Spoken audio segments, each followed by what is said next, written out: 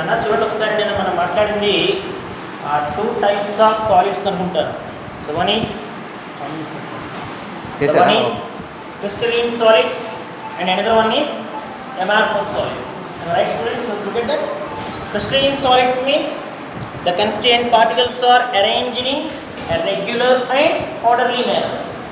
Ade amorphous aithenanna constituent particles arranged in irregular manner. And remember, the best examples for crystalline solid is quartz, and the best example for amorphous one is glass. Quartz and glass both are made up of single material SiO2. కానీ క్వార్ట్జ్లో అయితే SiO2 molecules అన్ని orderly అరేంజ్మెంట్లో ఉంటాయి. అదే గ్లాస్లో అయితే irregular అరేంజ్మెంట్లో ఉంటాయి. ఓకేనా? So ఇవాళ మరొక టేబుల్ని మనం డిస్కస్ చేయాల్సిన అవసరం ఉంది పిల్లలు. And that is nothing but types of crystalline solids. Very very important one అన్న. Types of crystalline solids.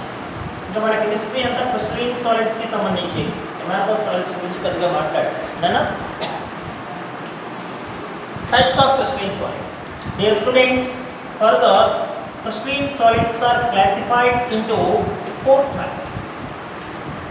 Okay, now let me explain one by one. What are the 4 types? Dear students, the first one is type of crystalline solid. Second arrow is constituent particles.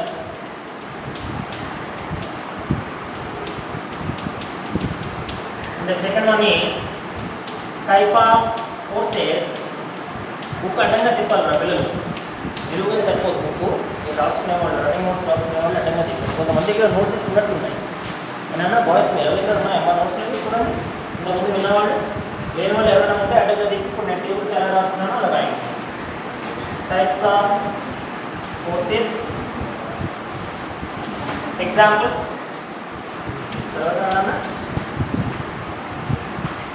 Nature of solid అమ్మ చూడండి.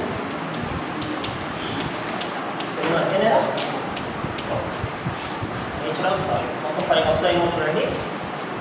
Type of solid, constituent particles, type of forces, example, nature of solids. Out of the 4 types, dear students, the first one is molecular solid. What is the second one, sir? Ionic solids. Third one, covalent solids. వాటిని మనం frame network solids అని కూడా అంటాం. And the last one I think it is metallic solids. ఓకేనా? మొత్తం 4 types అన్నమాట. Okay, molecular, covalent, metallic, ionic. మనం 1 by 1 చూద్దాం. ఇందులో ఫస్ట్ వన్ మాలిక్యులర్ సాలిడ్స్. అది చూడంగానే మనకి కాస్త క్లారిటీ ఉండాలి. మాలిక్యులర్ సాలిడ్స్ అని ఎందుకన్నారు సార్ వీటిని? ఎందుకంటే అందులో ఉండేటువంటి కన్స్టిట్యూయెంట్ పార్టికల్స్ ఎవరున్న పిల్లలు? మాలిక్యూల్స్. అయానిక్ సాలిడ్స్ అయితే సార్ అయాన్స్, Na+Cl-. ఓకేనా? మెటాలిక్ సాలిడ్స్ ఏం చేస్తారు? Metals. Copper metal, silver metal, or gold metal, వీటన్నిటిలో కూడా మెటల్స్ ఉంటాయి.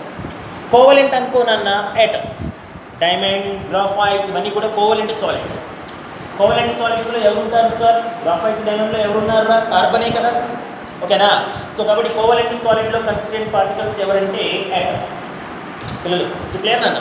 సో ఆ రకంగా మాలిక్యులర్ సాలిడ్స్లో కన్స్టిట్యూయెంట్ పార్టికల్స్ ఎవరు sir? Simply molecules, dear students. So ఈ మాలిక్యులర్ సాలిడ్స్ని మళ్ళీ మనం 3 టైప్స్ కింద క్లాసిఫై చేయడం జరిగింది. Among them, first one is polar molecular solids, and the second one is non-polar molecular solids, and the third one is, dear students, hydrogen bonded molecular solids. Okay na?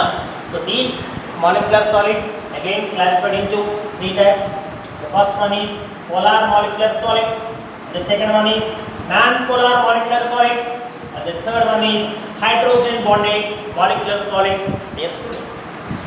While we coming to polar molecular solids, what are constituent particles, sir?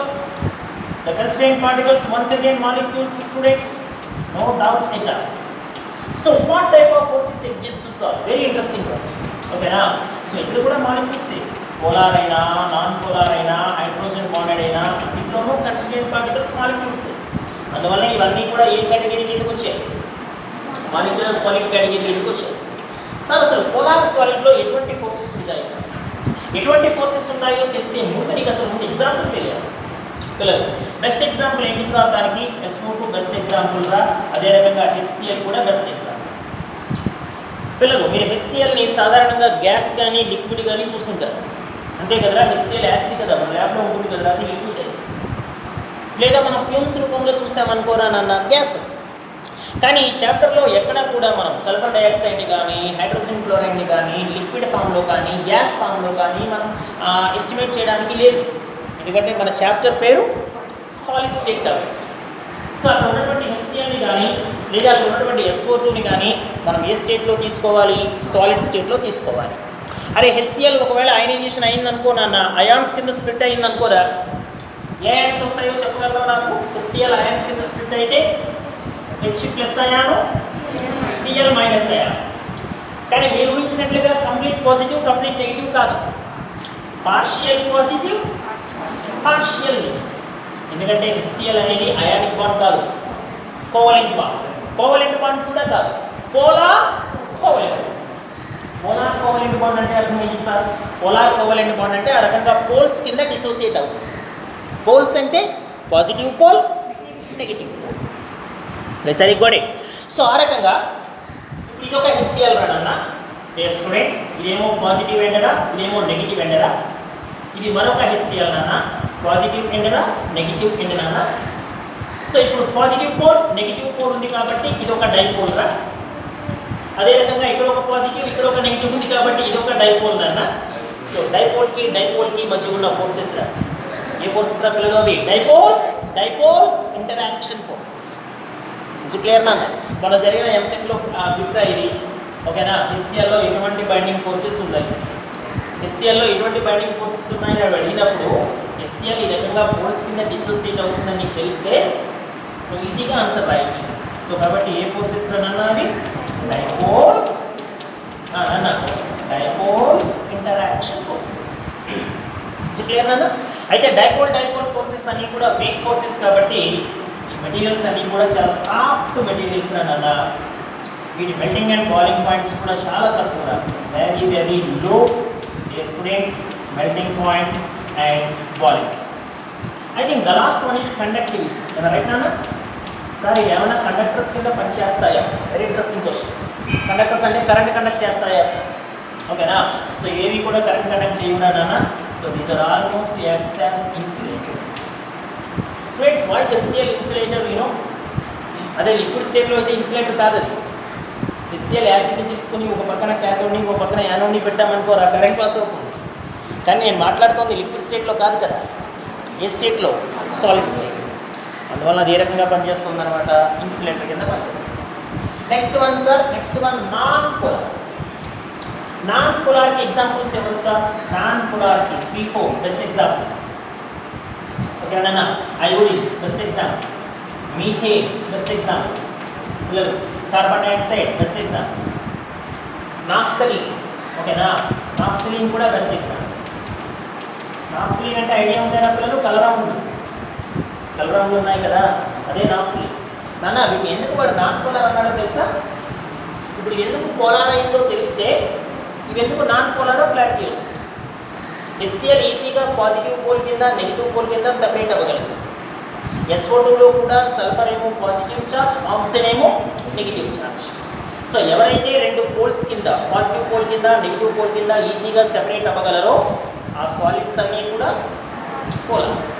ఎవరైతే poles కింద separate అవ్వలేరో ఆ solids అన్నీ కూడా non polar. Students it's clear. So ఇవన్నీ కూడా non polar అనమాట. Non పోలార్లో ఎటువంటి forces ఉంటాయి సార్? నాన్ పోలార్లో ఇంకా వీక్ ఫోర్సెస్ అన్నారు. ఏ ఫోర్సెస్ పిల్లలు? ఇవి లండన్ డిస్పర్షన్ ఫోర్సెస్. దానికన్నా వీక్ ఫోర్సెస్ అన్నమాట. సో దానికన్నా వీక్ ఫోర్సెస్ అంటే ఈ మెటీరియల్స్ ఇంకా సాఫ్ట్ అన్న. వీటికి కూడా మెల్టింగ్ అండ్ బాయిలింగ్ పాయింట్స్ ఎలా ఉంటాయి అన్న? Very low. So these are also almost acts as what are పిల్లలు? Insulators. So this is second type of molecular solids. Students, while we coming to third type, What it is? Hydrogen bonding. I think we know very well hydrogen bonding in our last year. I remember hydrogen bonding question? An important 4 marks question. It is further classified into 2 types. Intramolecular, intermolecular. Okay now let me explain what is the examples of hydrogen bonded molecular solids, sir. And best example, water. I am absolutely wrong because I am not here to talking about water, being water is a liquid state. Okay na, so నేను మాట్లాడాల్సింది ఏ state రా పిల్లలు, solid state. కాబట్టి ఇక్కడ water కింద నేను example తీసుకోవాల్సింది ఎవరినిరా, ice. అంటే మరి ఐస్ సాలిడ్. ఓకేనా, దాంతో పాటుగా అమోనియా కూడా సాలిడే, దాంతో పాటుగా గ్లూకోజ్. ఏనా సార్, ఇందులో ఎటువంటి ఫోర్సెస్ ఉంటాయి సార్? అరే డింగే చెప్తోంది కదా ఎటువంటి ఫోర్సెస్ ఉంటాయి అన్నది. ఎటువంటి ఫోర్సెస్ ఉంటాయిరా నాన్న? హైడ్రోజన్ బాండింగ్ ఫోర్సెస్ ఉంటాయిరా, హైడ్రోజన్ బాండింగ్ ఫోర్సెస్. మీరు ఆల్రెడీ లాస్ట్ ఇలాంటి డయాగ్రామ్ వేసి ఉంటారు, హైడ్రోజన్ బాండింగ్ ఫోర్సెస్. ఏమైనా మీరు వేసిన డయాగ్రామ్ ఇక్కడ ఉన్న ఆక్సిజన్కి ఇక్కడ ఉన్న హైడ్రోజన్కి మధ్య డాట్స్ పెడతాం కదా. ఓకేనా, అంటే సార్ హైడ్రోజన్ బాండింగ్ ఇంకా క్లారిటీగా చెప్పాలంటే a strong electrostatic coulombic force between a negatively charged atom which is small in size, high electronic. ఓకేనా, దానికి ఇంకా ఎవరికి రా, హైడ్రోజన్ atom. సో హైడ్రోజన్ atomకి ఒక స్మాల్ సైజ్ హై ఎలక్ట్రోనెగటివ్ atomకి రెండింటికి మధ్య ఉన్నటువంటి ఆ స్ట్రాంగ్ కులింబిక్ అట్రాక్షన్ ఫోర్స్ ఏదైతే ఉందో దాన్ని మనం సింపుల్గా హైడ్రోజన్ బాండింగ్ అంటారు. అవి డిఫరెంట్ మాలిక్యూల్స్ మధ్య చూస్తే ఇంటర్ మాలిక్యులర్ హైడ్రోజన్ బాండింగ్, ఒకే మాలిక్యూల్లో చూస్తే ఇంట్రా మాలిక్యులర్ హైడ్రోజన్ బాండింగ్. పిల్లలు ఓకేనా? సో ఇప్పుడు ఇక్కడ ఒక వాటర్కి ఇంకొక వాటర్కి ఐమ్ సారీ వన్స్ అగైన్, ఒక ఐస్ పీస్కి మరొక ఐస్ పీస్కి, అది agree with me because is a solid state chapter. ఓకేనా, ఎక్కడ కూడా మనం దాన్ని వాటర్ అని పిలుస్తాం. ఓకే, సో ఈ హైడ్రోజన్ బాండింగ్ ఏదైతే ఉందో, so these hydrogen bonding forces are responsible to bind individual water molecules which are kept together in the form of ice. ఓకేనా, ఐస్ రూపంలో అంత స్ట్రాంగ్గా ఉండడానికి కారణం ఆ మాలిక్యూల్స్ మధ్య ఉన్నటువంటి హైడ్రోజన్ బాండింగ్ ఫోర్సెస్. అయితే ఈ పై రెండు ఫోర్సెస్తో చూసినప్పుడు hydrogen bonding forces little bit strong. అందువల్లే ఆ రెండు మాలిక్యులర్ సాలిడ్స్ కన్నా కూడా ఈ hydrogen bonded molecular solids little bit hard నాన్న, లిటిల్ బిట్ హార్డ్. మరి టూ మచ్ హార్డ్ అని చెప్పలేము, ఆ రెండింటితో పోల్చినప్పుడు కాస్త హార్డ్గా అనిపిస్తుంది. ఓకేనా, and melting and boiling points are also slightly high. Melting and boiling points are also slightly high. What about their conductivity sir? Once again insulator. మీకేం భయం లేదురా? ఐస్ పీసెస్కి అవున పక్క కేతోని ఇదుల పక్క ఏనోని పెట్టి కరెంట్ పాస్ చేసి ఐస్ వచ్చే కరెంట్ పాస్ అవుతుంది. ఓకేనా, కాసేపు కరిగిపోయే కదా చచ్చిపోతుంది, అప్పుడు వాటర్ అయిపోతుంది కదా. అది మరి సార్ చెప్పారు కదా, గంట తర్వాత వచ్చి ముట్టుకుంటే ఎందుకంటే లిక్విడ్ స్టేట్లో అయితే కరెంట్ కనెక్షన్ ఉంటుంది, సాలిడ్ స్టేట్లో అయితే కరెంట్ కనెక్షన్ ఉంటుంది. పిల్లలు మనకు ఉన్నటువంటి ఆ 4 క్రిస్టలైన్ సాలిడ్స్లో ఫస్ట్ టైప్ గురించి ఇప్పుడు మనం డిస్కస్ చేస్తాం. ఓకేనా, వాట్ ఇట్ ఈస్ అన్న మాలిక్యులర్ సాలిడ్స్. నా మీకు మీరు నోట్స్ ఎవరైనా లేని వాళ్ళు రాసుకోండి, రన్నింగ్ నోట్స్ లాగా. లేకపోతే ఇది ఏమైనా వీడియో పంపిస్తారేమో, మీరు కూడా గ్రూప్స్లో ఉంటే. ఇప్పుడు ఓకేనా, ఆ గ్రూప్స్లో ఉంటే వీడియో పంపిస్తారు, ఆ వీడియో చూసి అయినా సరే మీరు నోట్స్ రాయండి. వారానికి ఒక చాప్టర్ రా మన లెక్కది. వాడు నిన్న కూడా ఏదో మెసేజ్ పెట్టాడు, బోర్డు కూడా చూసారా, మార్చి చివరి వారంలో పరీక్షలని. సెల్ ఫోన్లు వస్తున్నాయి కదా మెసేజ్లు కొన్ని, మనకి టైం లేదు ఇక. మన సాధ్యమైన త్వరగా మనం నేర్చుకోవాలి. ఓకేనా, నోట్స్ పర్ఫెక్ట్గా ఉంచుకోండి. నెక్స్ట్ వన్ రా పిల్లలు, ఐ థింక్ అయానిక్ సాలిడ్స్ అన్న, right? Ionic solids. What are constrained particles? So before I'm going to explain constrained particles, I'm ready to give you examples. Okay na, NaCl best example, ionic solid.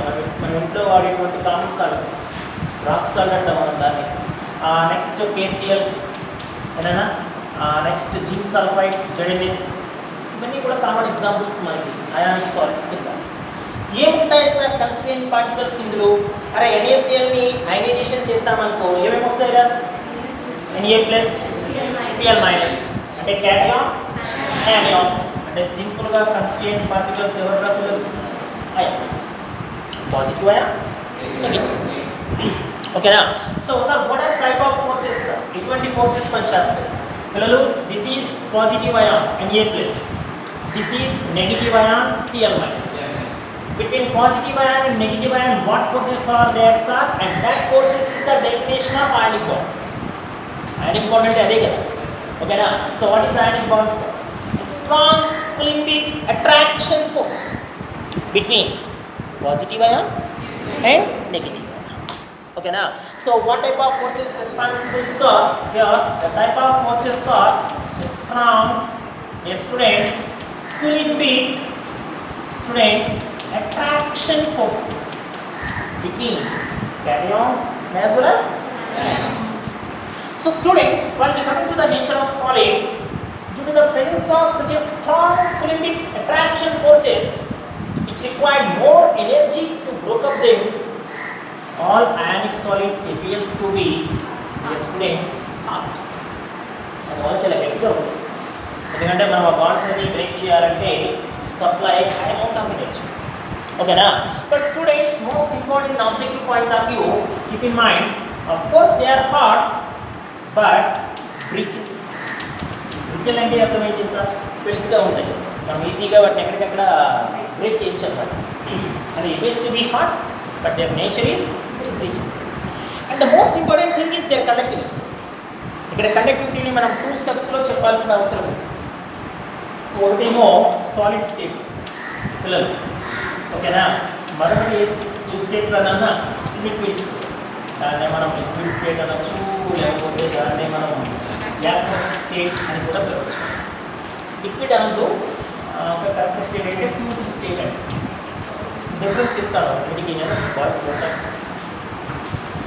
we know very well what about solid state ranana insulators solid state lo almost insulators అంటే bad conductors of electricity sir fused state అంటే ఏంటి aqueous state అంటే ఏంటి రెండు liquid states ఇప్పుడు NaCl ఉంది కదా మన దగ్గర మనం డైరెక్ట్గా దాన్ని హీట్ చేసామనుకోరా వితౌట్ యాడింగ్ వాటర్ ఏం కలపకుండా స్టార్టింగ్ డైరెక్ట్గా హీట్ చేస్తామనుకో ఏ ఫామ్లోకి వస్తుంది లిక్విడ్ ఫామ్లోకి వస్తుంది దాన్ని ఫ్యూజ్డ్ స్టేట్ అంటారు మరి యాక్వస్ స్టేట్ అంటే అర్థం ఏంటి సార్ ఆ సాల్ట్ తీసుకొని దేని కలపాలి వాటర్ కలపాలి నా ఉద్దేశంలో రెండు లిక్విడ్ స్టేట్స్ అన్నారు కానీ వాటర్ యాడ్ చేసినప్పుడు వచ్చేది యాక్వస్ స్టేట్ అయితే ఇటువంటి సాల్వెంట్ని యాడ్ చేయకుండా జస్ట్ దాన్ని హీట్ చేయడం ద్వారా వచ్చేటువంటి స్టేట్ ఫ్యూజ్డ్ స్టేట్ ఆ ఫ్యూజ్డ్ స్టేట్కి మరో పేరు మోల్టన్ స్టేట్ ఓకేనా దానికి మరో పేరు ఏంటంటే మోల్టన్ స్టేట్ మరి ఇప్పుడు ఫ్యూజ్డ్ లేదా మోల్టన్ స్టేట్లో ఎలా పనిచేస్తాయి సార్ ఫ్యూజ్డ్ లేదా మోల్టన్ స్టేట్లో students good conductors of electricity కింద పనిచేస్తాయి ఇది ఐపీఈలే పిల్లలు ఓకేనా ఇంక ఇప్పుడు వాడు కాస్త మనకి ఆబ్జెక్టివ్ పాయింట్ ఆఫ్ వ్యూలోకి వస్తే కొంచెం ఎంత దారుణంగా మాట్లాడతాడో NaCl is a bad conductor of electricity in solid state due to lack of ions అంటే ఎంత దారుణంగా మాట్లాడేది due to lack of ions first option అన్నమాట so due to lack of ions is absolutely wrong answer ఎందుకంటే solid స్టేట్లో కూడా Na plus ions Cl minus ions ఉంటాయి కానీ సాలిడ్ స్టేట్లో స్ట్రాంగ్ అట్రాక్షన్ ఫోర్సెస్ వల్ల ఒకదానితో ఒకటి స్ట్రాంగ్గా బైండప్ అవ్వడం వల్ల ఓకేనా they are not under free మూమెంట్లో మాత్రమే ఉండవు మీరు నాకు ఒక విషయం చెప్పండి కరెంట్ అంటే ఎలా డిఫైన్ చేయొచ్చు మనం ప్రెజెన్స్ ఆఫ్ అయాన్సా మూమెంట్ ఆఫ్ అయాన్సా అటువంటి మూమెంట్ లేదా ఓకేనా అందువల్ల ఆప్షన్స్లో వాడు సాలిడ్ స్టేట్లో NaCl బ్యాడ్ కండక్టర్ ఎందుకంటే అయాన్స్ లేవు అన్నాడు అనుకోరా అది రాంగ్ ఆప్షన్ అన్నమాట ions are there but the thing is they are not under free మూమెంట్లో లేవు because they are bind up with such a strong Coulombic attraction force no chance for these ions to freely move because there is no free movement of ions there is no flow of current are you got it guys what happens in liquid state sir in liquid state volume increase means space increase means ions are under free movement. And that mobility of ions gives current. Students, is it clear? So, ekkada ionic solids good conductors, ఏ స్టేట్లో ionic solids bad conductors, clarity ఉంటుంది. Clear na? So ఆ clarity ఉంటే second type of crystalline సాలిడ్స్ని కూడా మనం ఈజీగా explain చేసే ప్రయత్నం చేయొచ్చు. Students, is clear? And we are awaiting for the last 2 types of solids నానా. I'm discussing my tomorrow class. What is 2 metallic solids and another one is covalent solids. Tomorrow class I am ready to explain those 2 solids. మీరు notes లేని వాళ్ళు notes follow అయిపోండి, ఓకేనా? ఇప్పుడు మళ్ళీ చెప్పడం అవ్వదు ఇంకా మనకి. ఇంకా జనాలు ఎవరు ఉంటున్నారు ఎవరు ఉండలేదు ఇక మనకు అనవసరం ఇంకా, అర్థమవుతుందా? ఎందుకంటే ఉన్న 4 monthsలో మనం సిలబస్ని తాగొట్టాలంటే మన వల్ల అవుతుంది. అందువల్ల మీరు మిగతా వాళ్ళతో సంబంధం లేకుండా మీ నోట్స్ మీరు కంటిన్యూ చేయండి. థ్యాంక్ యూ నాన్న, బాయ్.